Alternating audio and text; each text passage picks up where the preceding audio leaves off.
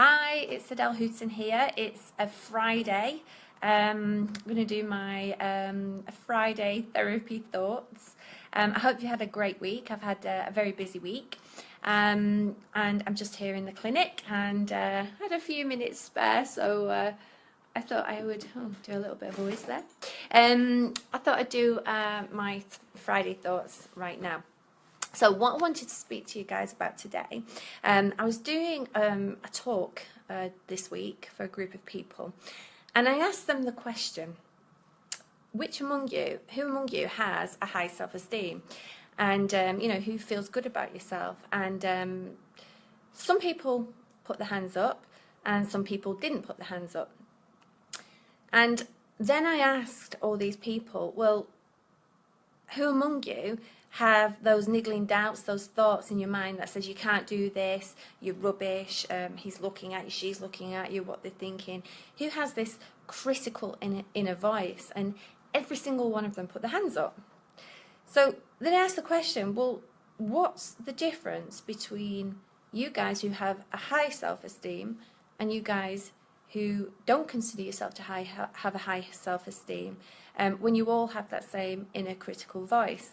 And it's apparent that the difference between the two are the ones that don't have the high self-esteem, they actually listen to that critical voice, because we all have it. We're all going to have that critical voice, that voice that says, no, you can't do this, or it's too difficult, or you failed before. Everybody's going to have that. But the difference is, do you actually listen to it? Because the ones with the high self-esteem, they don't actually listen to it, and that's the thing. So,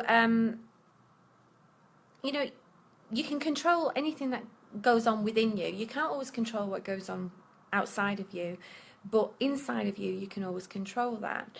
And wouldn't it be useful if you had some sort of mechanism to be able to turn off that inner voice, to turn it down, to control it, like those people who consider themselves to have a high self-esteem?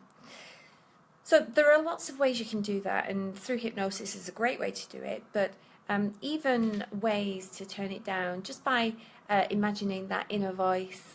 I don't know, imagine it as a little person, a devil on your shoulder, and you've got an angel on your shoulder. You can imagine, squishing that devil down, turning down the volume. Imagine it like a little squeaky mouse, run down your arm on the floor, stamp on it. There's lots of ways you can turn down that inner critic, and you might be doing it consciously at first, but as you move through, you start becoming more habitual with it, and it becomes unconscious. You become unconsciously competent with it.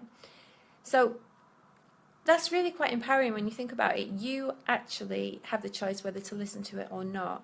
And if you're finding it difficult to get rid of that voice, then take action. Learn some techniques. There's lots of techniques on the internet out there on how you can turn down that inner critical voice.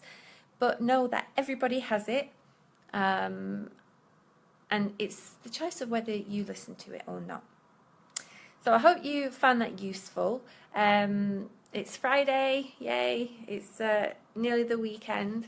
Have a fantastic weekend, and if I can be of service, my website is mindmasters.co.uk, and put a little comment in the box or share this video. I'd be really grateful. Alright, have a great weekend. Bye bye.